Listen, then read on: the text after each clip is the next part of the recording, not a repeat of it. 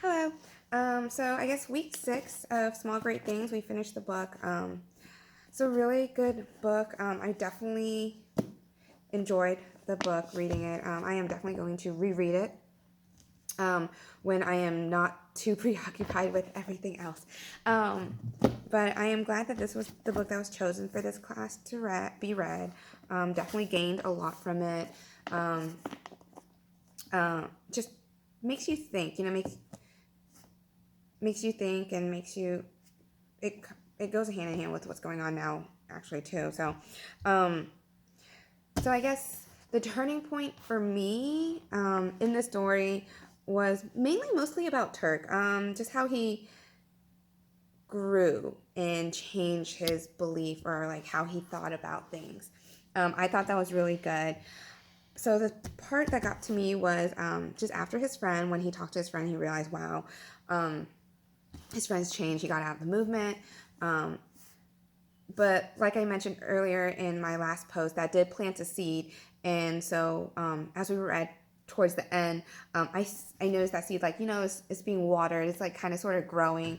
Um, so that the part that I thought where it was being watered a little bit more and slowly starting to sprout was when his lawyer told him that his son was screened for a disorder, and I think in the book he mentions why how did the hospital overlook it, I guess. So to me, because he wasn't pointing it at Ruth or had so much hate towards Ruth, that he wasn't able to think logically. I don't want to say normally, I guess. He actually thought about another, like, oh, Davis could have died because of something else, not because of Ruth, not because of hate. He wasn't looking to point the finger at Ruth for this like 1 second or so. But I thought that was a pivotal moment for him, and seeing him grow and like just slowly changing his belief, or like just realizing his belief, and that it was just hate. So he just thought about it for a moment and just, no, could have been the hospital, like it wasn't Ruth maybe.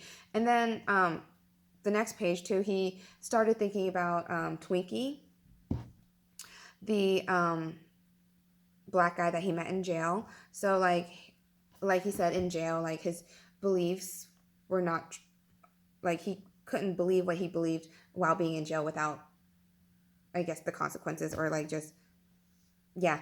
So he thought about his friend there, and like what would happen if they met in person. Like, would they be how like they were inside prison, or would they just be like how they are as individuals outside prison, like where he would be where he would hate him, I guess, because he was black.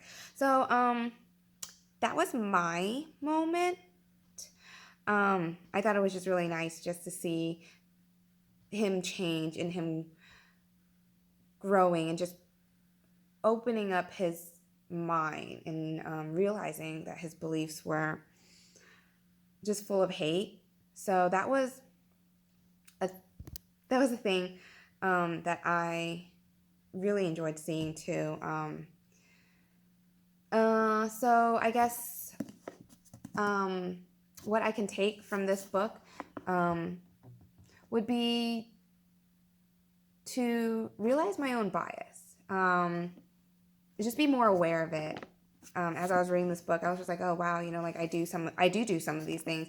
Or I would remember back then I would say certain things like that Kennedy would say, and then my friends would correct me. They would tell me, hey, like it's not wrong, but I should, yeah. So it just, I don't know.